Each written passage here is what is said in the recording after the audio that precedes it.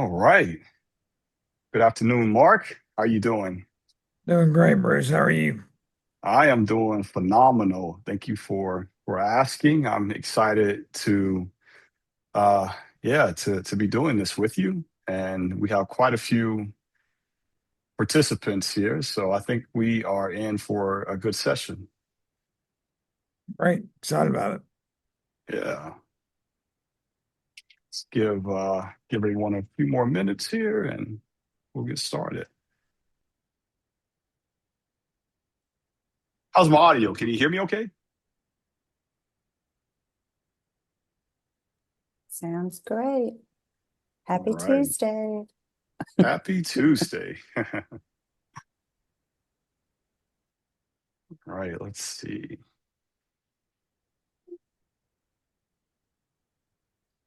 Well, it is one after. We'll give them a few more minutes here.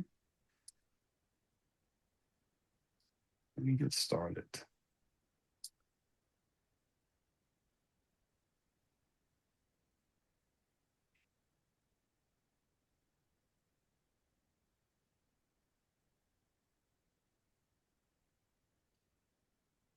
All right. Well, here we are. I want to welcome everyone to the webinar here, and we will talk about what comes after your ERP, building a financial stack for the AI era. Um, you know, I'm just going to get into it. So, most contractors already have an ERP and they have experienced people, financial reports, spreadsheets, and I know they have years of operational knowledge. But yet, many still learn about a job problem only after the practical options have narrowed or disappeared. And that is the issue underneath this entire conversation that Mark and I will be having today. The question is not simply whether the information is accurate. The question is whether it arrives while someone can still protect the outcome. Mark, if a contractor's financial information is accurate, but it arrives after the decisions are gone, what value has the business lost? The main thing it's lost is the ability to do anything about it. And that we run into this a lot. People have been trained that accounting is mainly a historical thing that will need to be documented for reporting purposes. But at the end of the day, your accounting information, your ERP data is the data that you need to run your business. And so if you're not getting timely data, timely job cost, you're not able to see where your jobs are as they progress. You lose the opportunity to do anything about jobs that are going bad until it's over. You lose the ability to make real-time decisions to help you protect margins, protect risk, and be profitable. And that's the main thing that we see with people who are doing a lot of their job adjustments and accounting on the back end for historical purposes. That's a lot. I mean, you said I could unpack that and we can have a 2 hour conversation about that. But that is the tension we will explore today. And, AI matters here, and we'll talk about that. It's not because every contractor should replace a system with some AI capable tool, but because the speed at which we can read, connect, and interpret information, it has changed dramatically. I'm Bruce Orr. I'm the CEO of ProNovos, and with me is Mark Barnett. He's the principal at Adams Brown. And Mark, I want you to, if you will, just speak to the audience a little bit. Tell us a little bit about you, what you do, and I'd love to know why you do it. Sure. So my name's Mark Barnett, and I'm the principal in charge of construction and real estate services at Adams Brown.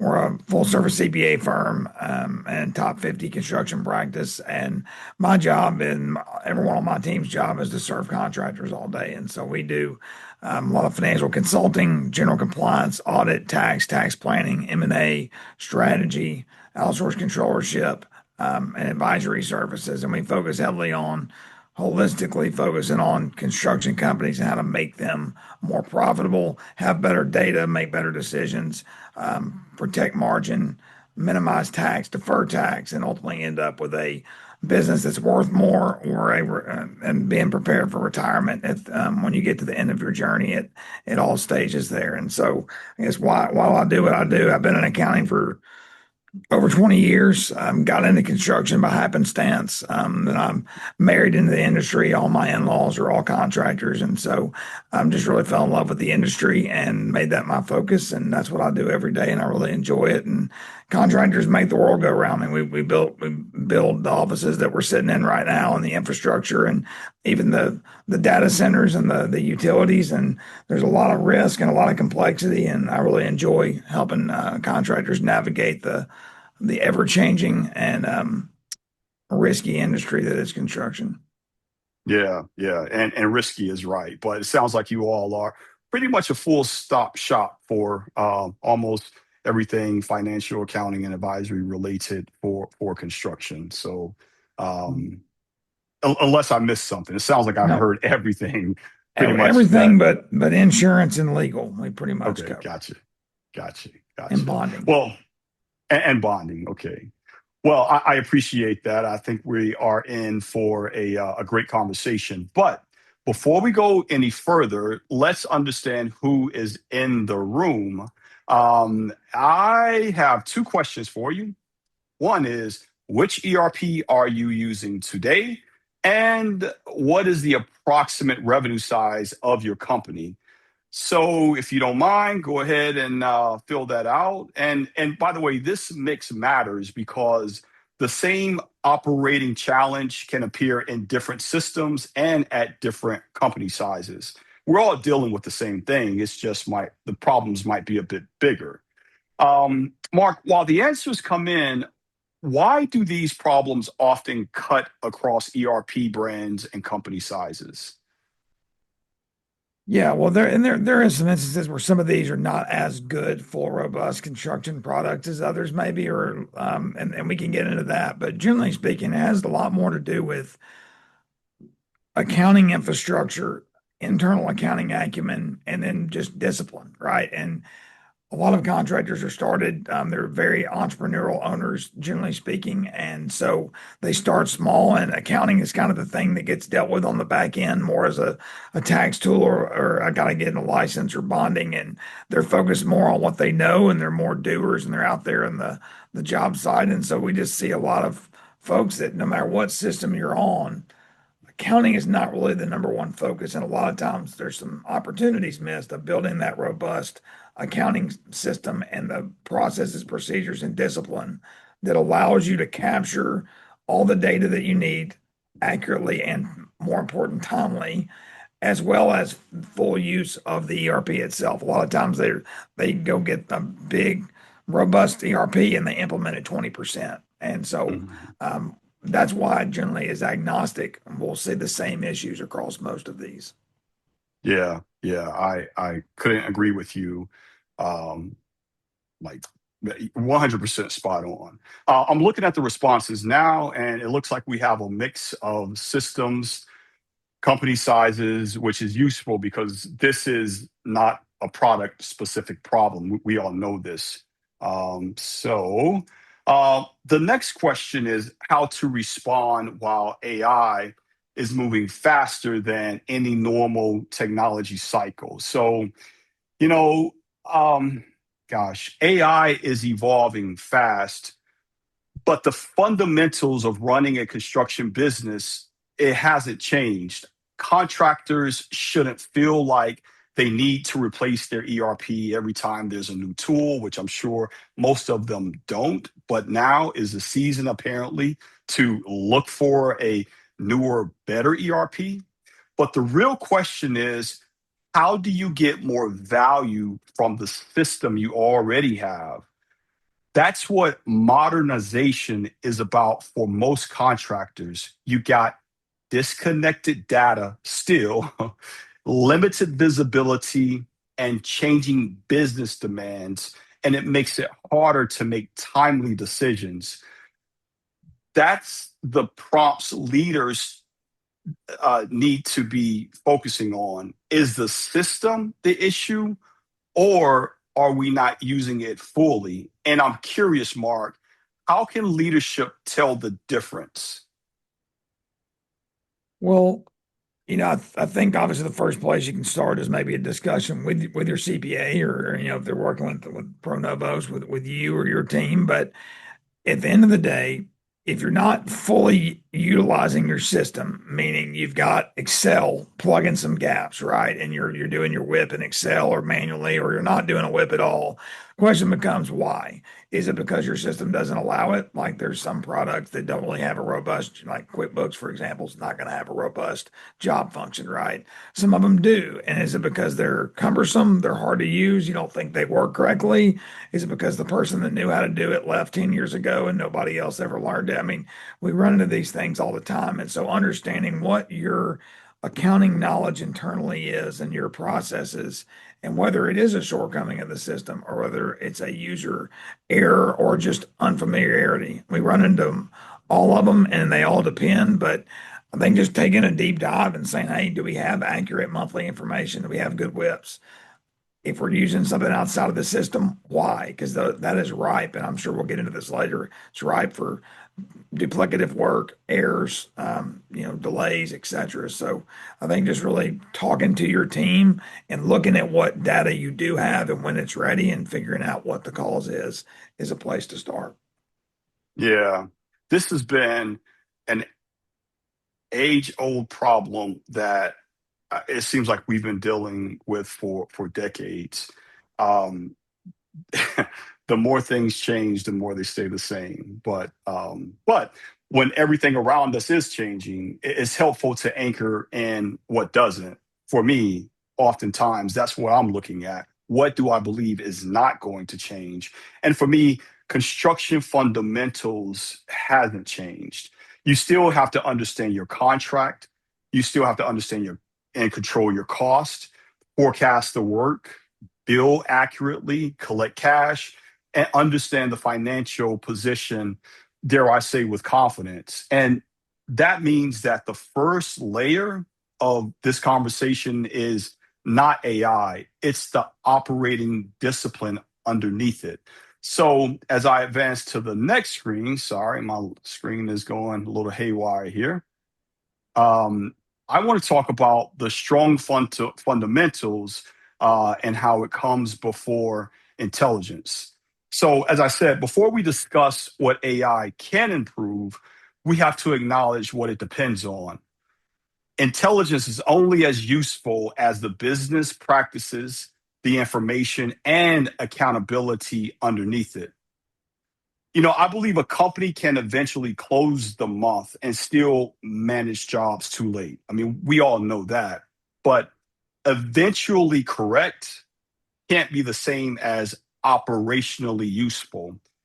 I heard you say something similar to that, Mark, and I have another question for you. When a contractor struggles to get dependable answers, where do you look first? Is it the technology, the process, or the data?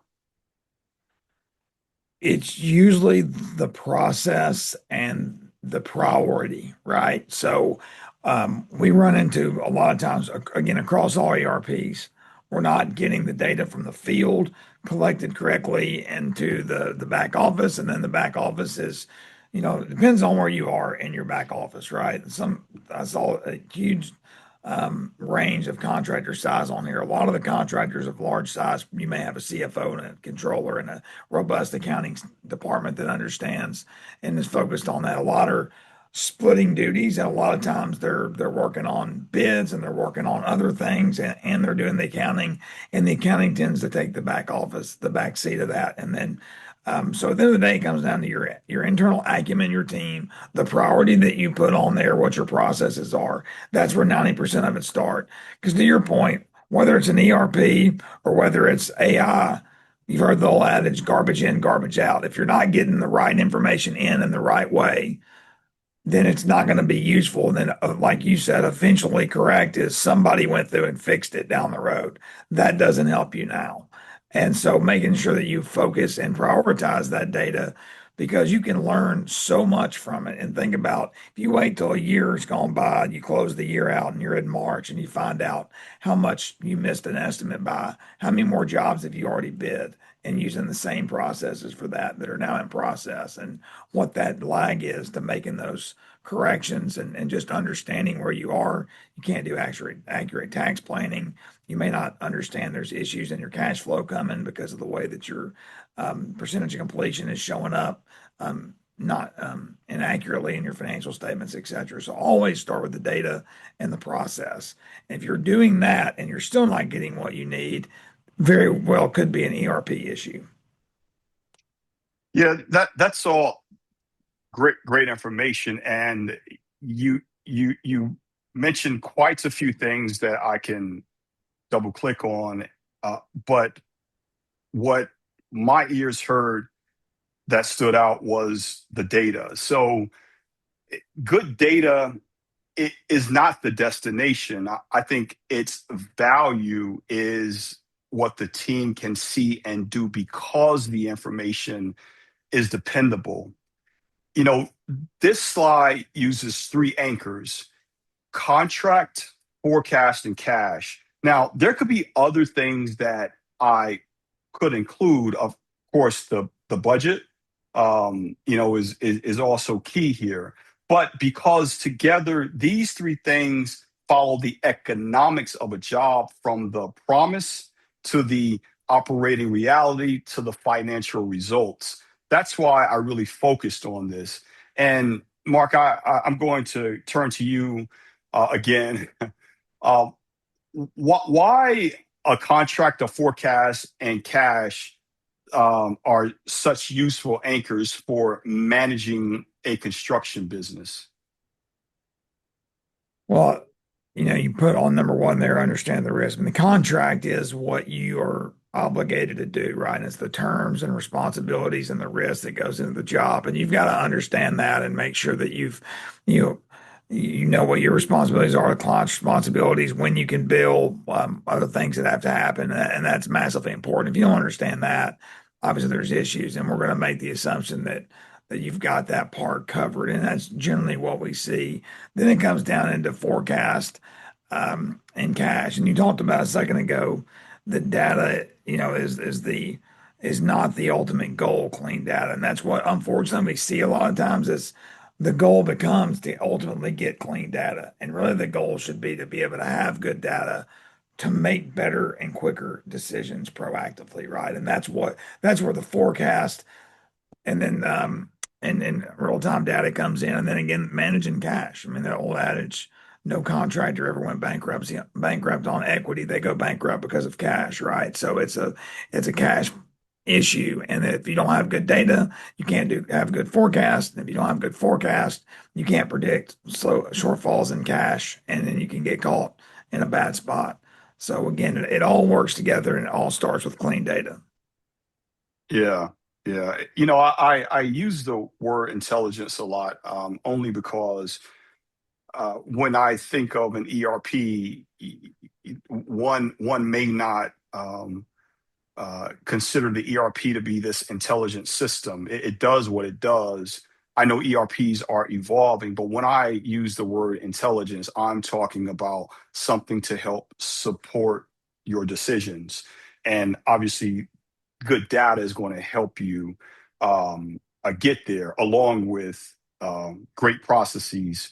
So also when we say intelligence can help teams spot risks and act on opportunities sooner, we mean something practical. Bring Business forward, like, intelligence, not exactly, artificial intelligence. business intelligence, artificial intelligence, all consuming. And what I also have come to understand, and you said it beautifully, is you bring forward the contract term, the forecast assumptions, and your billing position.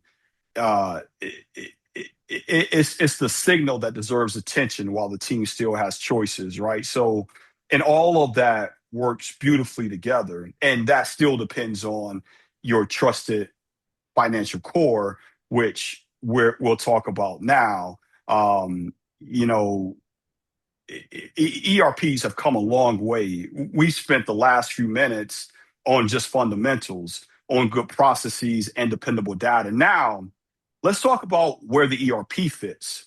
The ERP is still the cornerstone. It's still the system of record that preserves the financial truth. And Mark, I know you deal and work with a lot of contractors on standing up their existing ERP, making ERP decisions as their business grows. But what must an ERP do well before a contractor can trust anything built around it? To me, it's really, it needs to be, especially nowadays, it needs to be a construction specific ERP. It's got to have all the functionality of width, percentage of completion, et cetera. And anything that you can do to eliminate duplicative entry is massively important, especially as automated as things can be these days. That's where we start.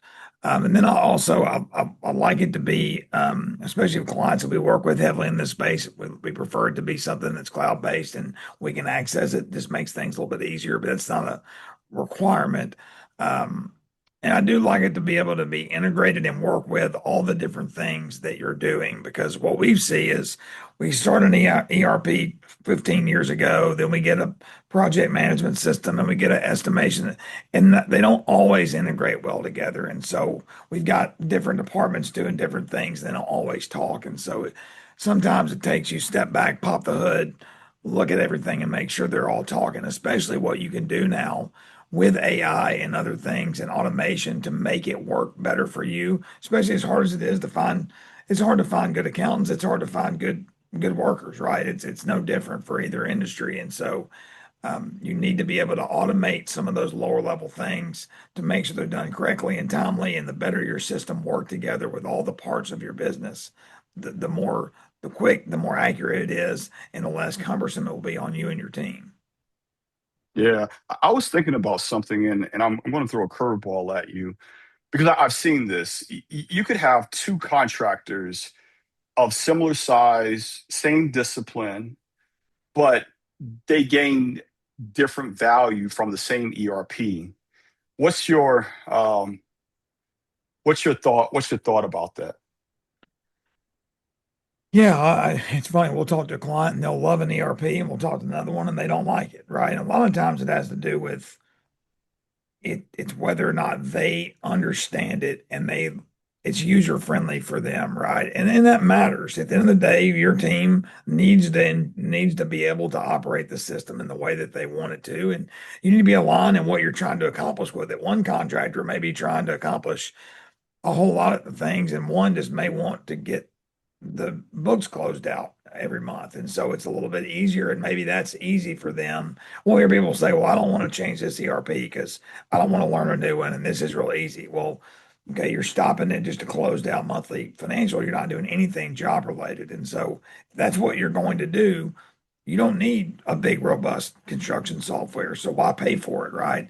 Depends on what you're going to do for it and the ability that you have to execute and create those processes. And it's very important too, Bruce. We see this all the time. Document those processes. Understand what you do, because you have these, I call them gatekeepers. There's one person that's been doing it 30 years. We know we've been going through the baby boomers retirement. A lot of those people are retiring, and nobody behind them understands what they were doing in that system. And so now they've got it and they're trying to figure it out. And especially if it's an older system, they may not be getting the support they need to really learn it. And they don't understand why it was set up the way it was. And they're just, why the accountant crossed the road? Because that's what we did last year. And that's what they're doing, right? And it hadn't changed overhead applications for 25 years. I mean, you just really got to understand what the system is, what it's capable of, what you want to accomplish with it, and what your team has the ability to do it. And if you need to bridge the gap, then you can look externally to outsourced controllership, CFO, look to ProNovos if you've got good data and you want to take it to the next level. Just kind of depends on where you are. Yeah, yeah. I still go back to that. The job of the ERP is to remain the dependable system of record. Other tool, there's so many tools and companies that have been created, like ProNovos, that extends how the company analyzes, communicates, and acts as long as they connect to that trusted source. I think that connection is very important. And that distinction changes how we evaluate whether an ERP is modern or if it's relevant. So, moving on to what makes an ERP modern or relevant, I think when a contractor is already evaluating modernization, the standard is broader than a traditional feature set like or feature checklist. You can't just say, okay, does it have this, this, and this, and this? I think the system must support the way the business operates now and remain useful as new capabilities develop around it. Now, obviously, if the business, as Mark, you said earlier, if the business needs to have tighter processes, then obviously you change. But, you know, uh, Mark, what capabilities should leadership evaluate when modernization is already under consideration? Yeah, I mean, you hit it the top two on number one, number two on the slide right here. I mean, cloud and remote access because you generally have a lot more people involved. We've got remote work happening, especially for non-field type positions, things like that. It makes access a lot easier, especially for third-party providers and connection. But the open APIs and integrations, you know, talking to a client and they've got one timekeeping software, one HR software, one payroll software, estimation software, project management, and then they got an ERP. Making sure if you're really evaluating this anyway, let's start with the end in mind. Like, what would best class look like for us? What do we have the ability to do? What if all these things talk together in real time and we're integrated? I mean, we're doing different things in different modules. And some people are doing this at exceptionally high levels, and it's great, but a lot aren't, especially in that 10 to 50 million range. If you're in there, you just don't see a lot of true integration of these systems and making sure that your processes align and you're able to eliminate that duplicative work and errors that come from that. Yeah, yeah. So, and what I believe is the durable question is not, does my ERP contain the newest feature? It is, can my financial foundation, as you mentioned earlier, securely connect to capabilities that will keep improving? I think that lets the contractor modernize deliberately without rebuilding the business every time technology advances. Historically, when systems did not connect or did not present the information in the form people needed it, contractors found another answer, and we all know what that is. Dare I say, the ugly and beautiful word Excel. And I want to say Excel often became the workaround for a lot of people. And before anyone thinks this is an anti-Excel presentation, I want to say plainly to all, I love Excel. I still use it every day. It's flexible, familiar, and it lets a capable person solve a problem today without waiting for a system, IT project to start up.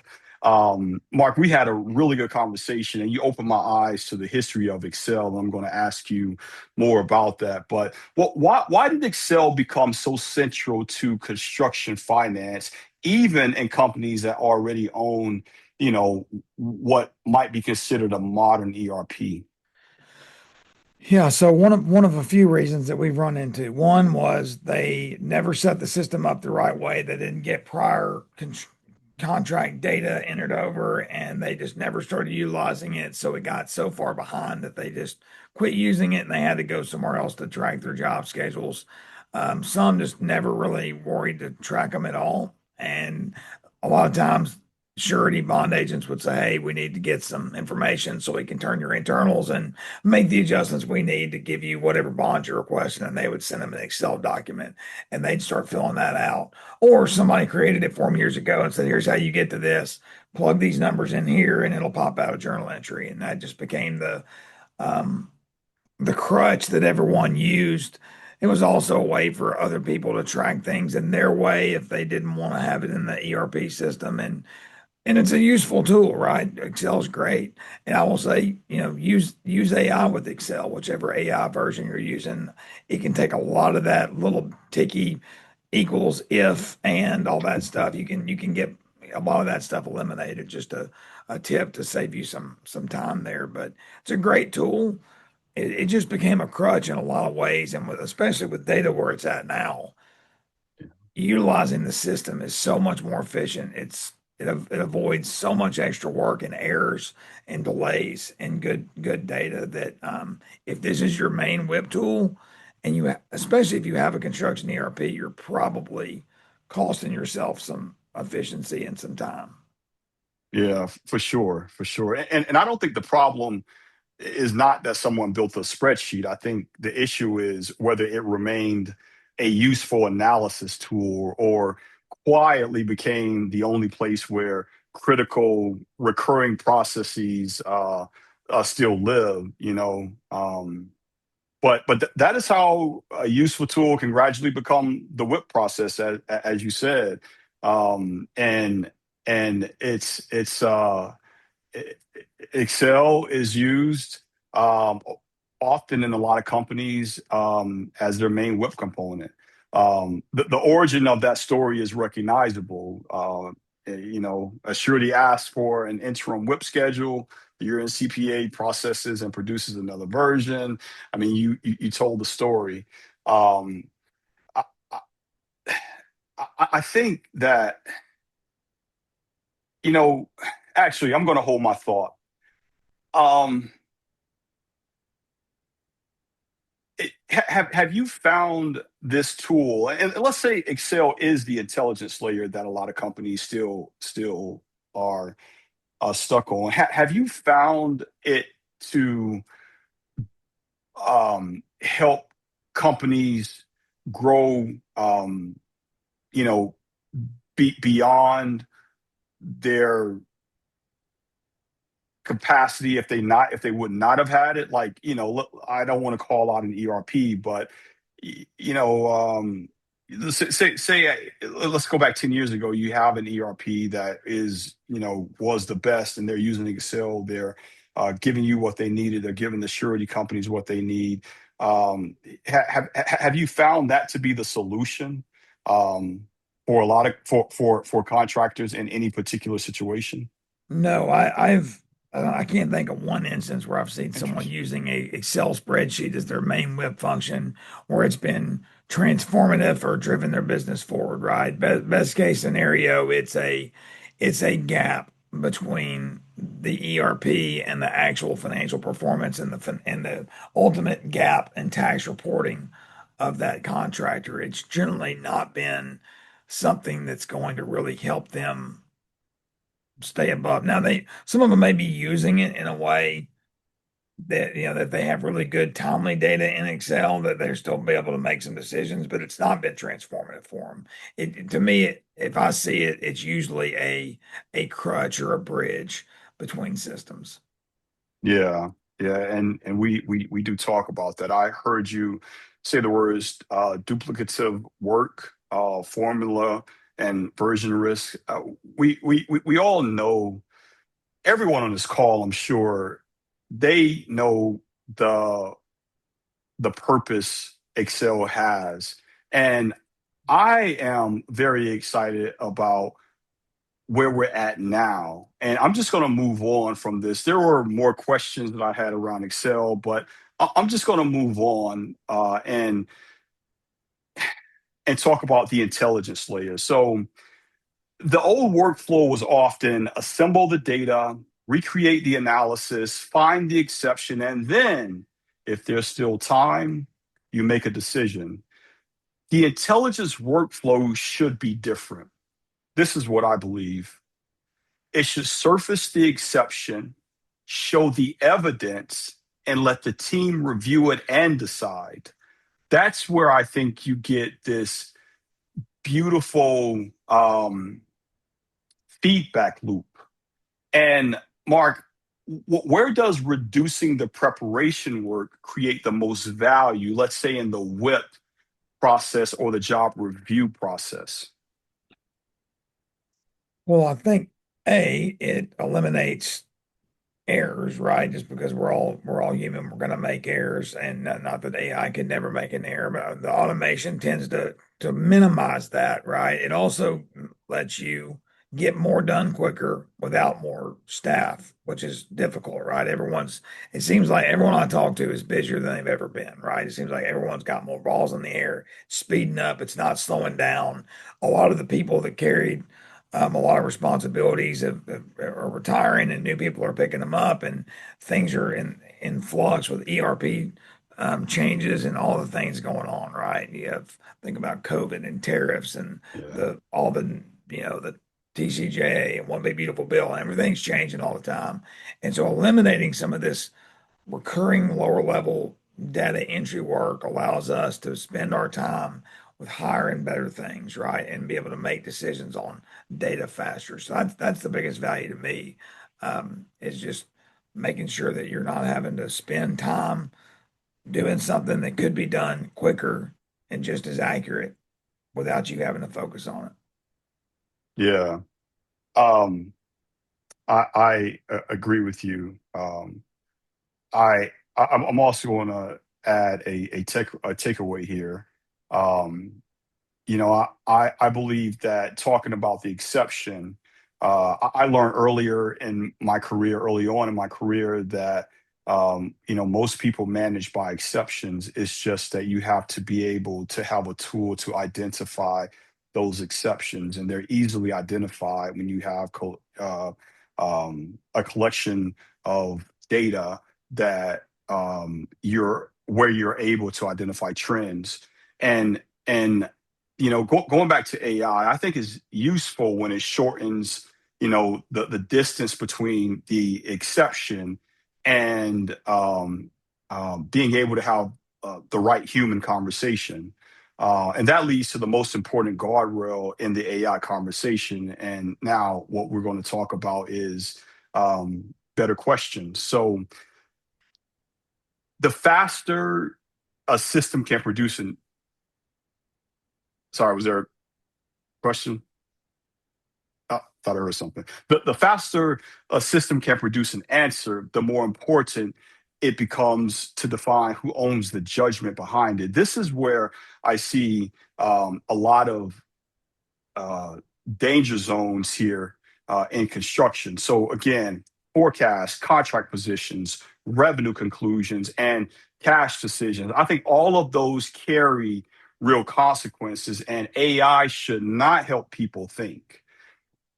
It should, I'm sorry, it should help you think, but it should not think for you.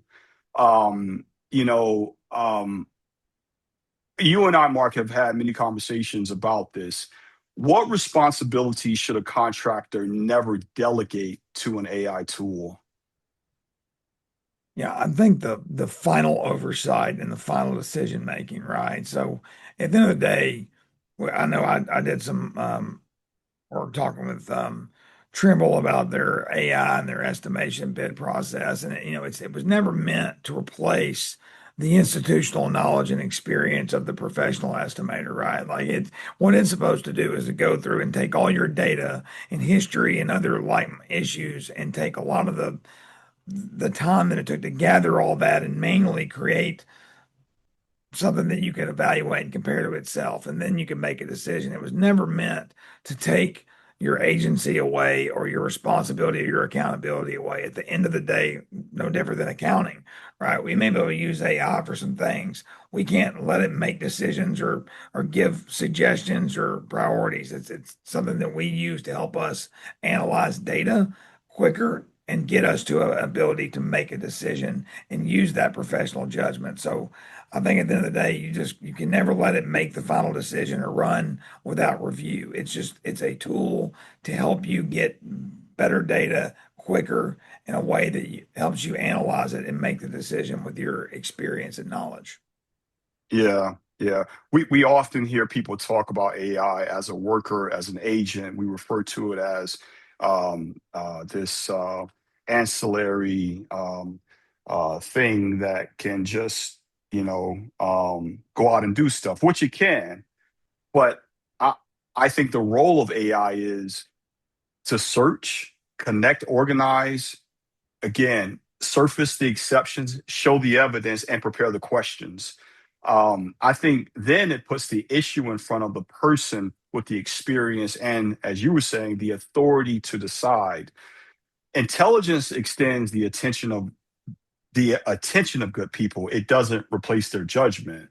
And so, I think where I could show the intelligence being useful today is if we follow a job from contract risk to a cash action. So, Mark, up to this point, we've discussed the principles, sound business practices, a dependable ERP, better intelligence, and obviously the human accountability. Now, let's follow one job from end to end, from contract terms through field reality to the cash consequence. And as we walk through this job, I want you to keep asking yourself, what decision could have been made sooner if the right info had been available at the right time?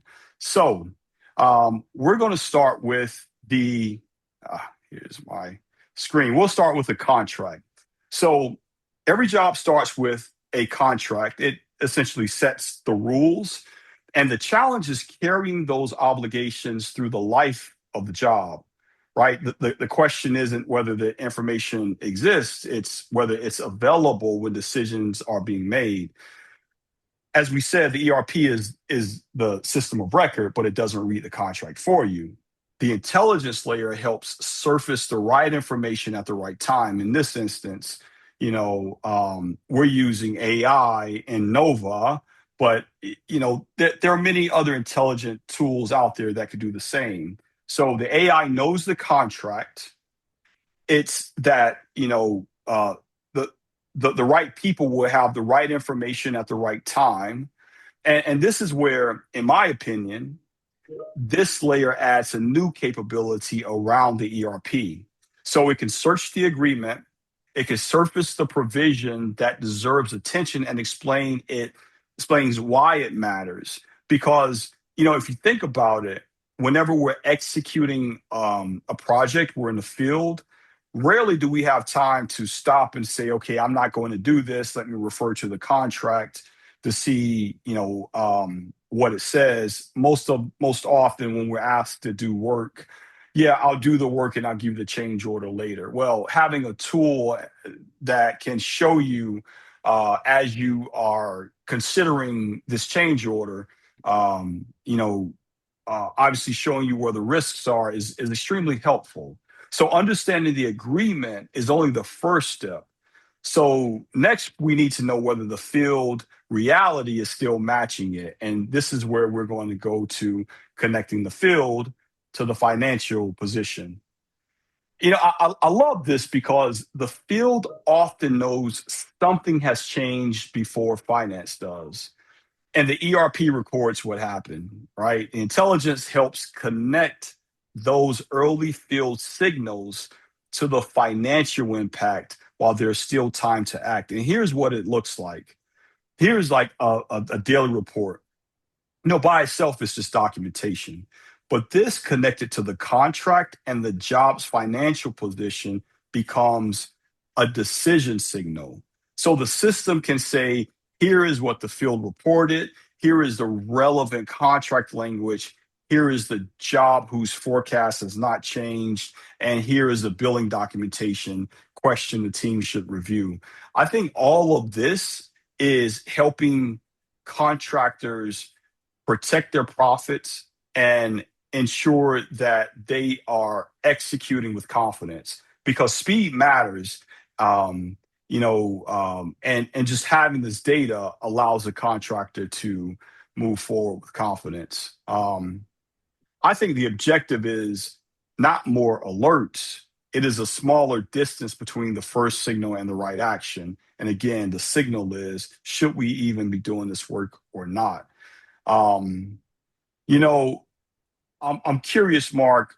when you are working with your clients and you are seeing, I know that you do profit, margin profit, um, uh, gain analysis. Um, when you see a project that is not going in the right direction, what do you consider to be the root cause most often? Is it that someone in accounting did something wrong, or is it that something was overlooked in operations? I'm curious to hear your thoughts around that. Uh, the answer is yes. So Okay. we see all the things, right? And a lot of times, especially, early on, think, several years ago, you run into this most of the time. You're doing a gain fade analysis for your auditor, reviewed financial statements, and you're asking questions about why a margin slipped or why this one came in way above average. And then you're getting information. A lot of times it's like, well, we need to go talk to the project manager. And there was a lack of institutional understanding in the finance world about what was going on in the field. There wasn't that connection. And anything from, how the industry goes, whether delays to, missed bid, unapproved change orders, whatever it may be.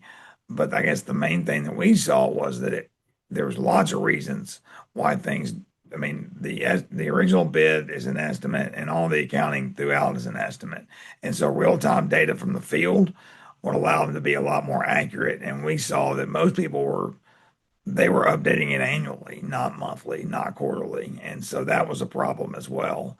Um, but the answer is we see every reason you could think of why. And it could be a specific project manager. It could be a specific estimator. It could be weather, force majeure, tariffs.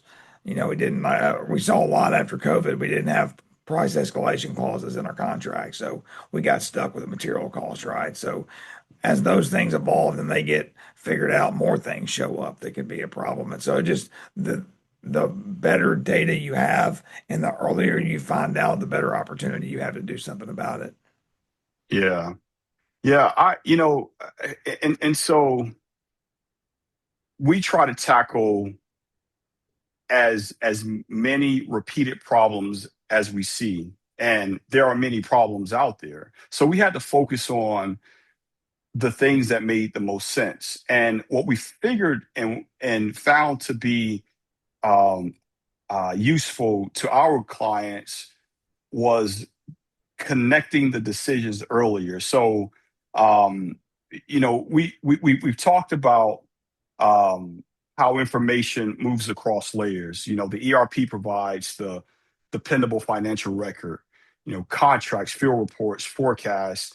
Um, that's the evidence around the job, and AI helps connect the evidence at a speed and scale that I think teams cannot match. So the intelligence layer sits across the sources and prepares a focused review while there's still time to act. And we built this system to ensure that we could put the right information in the hands of the right people at the right time.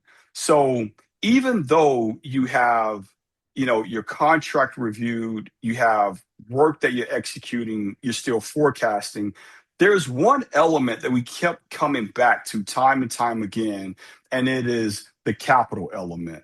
So it, capital is really interesting because cash flow is the name of the game in construction, and capital isn't right for every contractor on every job or needing capital. Some companies are blessed to be flushed with cash, but it should never be used to hide weak margins. I'm sure you agree, Mark, or hide poor billing and collection problems. But even healthy, profitable contractors, they could still face a timing gap. Payroll and vendors, they still got to get paid. Customer payments might not arrive for weeks. And this is what's interesting. As a company grows, that gap often grows too, even when the business is performing well. Um, Rarely am I I listen to a lot of webinars. I go to a lot of events, and rarely do I hear contractors or vendors talk about the capital problem and how to make this almost a non-issue. Um, and and I think we're tackling this problem. But Mark, from a financial discipline standpoint, how should a contractor distinguish a timing problem from a performance problem? Because that's an issue that I think a lot of contractors are dealing with. Yeah, we see this a lot. I mean, I wrote an article several years ago called "Cash is King," and I mean, that'll always be the way. And the main thing contractors have to be mindful of is their cash, because especially if you're in a growth mode, but no matter what you're doing, trying to time the inflows and outflows of cash just from operational overhead, capital investment, looking at your capital mix, debt and equity, your tax payments, et cetera. There's a lot going on, right? And then you look at your contracts, and you can be, whether you're overbilled, underbilled. Obviously, you don't want to be underbilled, right? You want to finance the projects with your client's money, not yours, stay overbilled. But you also don't want to be in a job borrow position and the money not be there, right? And that's where, Bruce, I think what you're getting at there is you can be significantly overbilled. And if you don't have really good WIP information and understand where you are in your jobs, you can have a situation where you feel really good about cash, but really it's because you've been borrowing money from one job, and at the end of the day, it's going to actually cost you money to finish that job. And if you're not prepared for that, that can be a problem. And identifying that early on, not to mention just even if things are going well, right? You get pay if paid, pay when paid clauses. You get somebody gets in a bind and they're paying you late. You didn't prepare for that. Understanding where your cash position by contract is massively important, especially when you look at your projections. So you can know, hey, we might be tight right here if things don't go right. We need to be prepared. Do we have a big enough line of credit? Do we have other opportunities? If we got a big capex coming and that may be an issue, maybe we ought to be looking at debt for this new equipment purchase until we can get through this, and then we can always pay it off, right? These are decisions you can make and you can prepare for if you have good data on the front end. When they hit you and it's too late, now you're scrambling trying to figure out what to do, how to make payroll, and all of a sudden you're in a bind. So paying attention to your cash now and what the projections are is massively important for the health of a contractor. It's interesting. I struggle a little bit with this because I talk to so many different contractors of all different shapes and sizes, and I I'm always left just wondering why I could speak with a $300 million contractor and they're having cash issues. I could speak with a $20 million contractor and they got more cash than they've ever had. And I think one of the reasons why I struggle with this a little bit is because we're trying to solve a problem that can help all shapes and size contractors. So we developed a solution called Quick Pay and Quick Pay Direct. And this was something that I wanted to provide as um, uh, a solution, obviously, to help the contractor where they are not having to worry about paying too much for capital. I wanted to make it optional. This is an optional tool in this action layer of these three layers that we've been talking about. So, you know, when eligible work has been billed or approved and timing is the constraint, the contractor can evaluate whether accelerating access to cash creates more value than waiting. I understand that they may not need it, and I don't want them to take it if they don't need it, right? Like this is, and I think this is one of the reasons why, Mark, um, we are a good team when working with contractors because at the end of the day, what we care about is what's best for the contractor. You know, the decision, I think, is informed by the job when you're looking at a tool like this. You understand the economics and you see the risk You anticipate the cash need and decide whether capital is useful for you or not. And we're not saying that every contractor needs it. I'm saying that the option can be a game changer when the fundamentals are sound and the timing is the problem. Um, and so within Nova, around our tools, we embedded capital in the AI component to show you when you could use the capital. Heck, you don't have to use our capital. It could be you could see the insight and say, "Hey, I need to increase my line of credit." And that, in my opinion, is where the last layer of this financial stack um, comes in. And so we've discussed three capabilities: a dependable financial foundation, you got to have that; intelligence that improves understanding; and then action. This is what I just showed, the capital when timing makes it useful. They work only when they are placed in the right order. And the important word on this slide is sequence. Um, the foundation is the ERP, the process and dependable data is truly needed. I think that when you have the strong fundamentals and better intelligence, and you use capital when you need it, you're going to be one hell of a contractor. I think that growth is going to happen no matter what. So, um, you know, Mark, if someone is listening here and they takes one practical step on Monday morning, where should the contractor begin?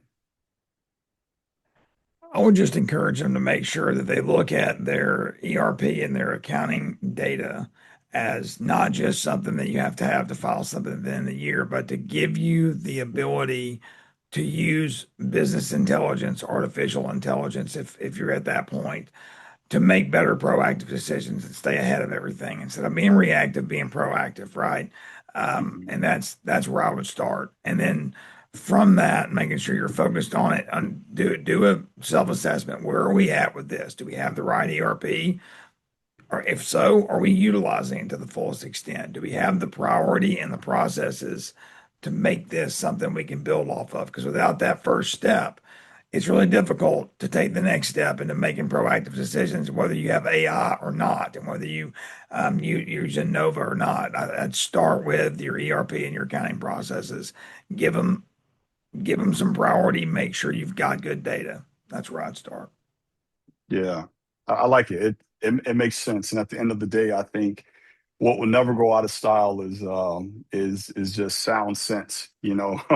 um, um, I know we had a section for Q&A, and we ran a little bit out of time here, but if you would like to see for yourself how Nova can enhance your current tech stack, let us know. We have a easy way to connect with Nova, play around with it, use it, give us your feedback. And if you want to contact myself or Mark, our information is up on the screen. And if you have any questions, please feel free to reach out, ask questions. We'd be glad to, hear from you.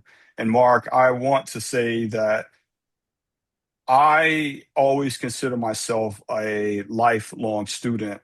I listen every time you open your mouth because I know that there is over 20 years of experience that I'm hearing, and I appreciate you doing this webinar with me. Anything that you want to leave our audience with? Well, no, first off, I appreciate that. I really enjoyed it, enjoyed the conversation, and appreciate what you do. And I know I've see you at other events and what you're trying to do as far as giving people tools to stay ahead and make better decisions. I really appreciate that. Appreciate the work we do together. And no, again, just leave y'all with don't underestimate the importance and the power of good data and the ability to make decisions early and be proactive. It can transform your business. It could be your number one competitive advantage. Well said. Well said. Well, everyone, thank you for joining. As always, I appreciate you being here, and I hope you enjoy the rest of your week. Thank you.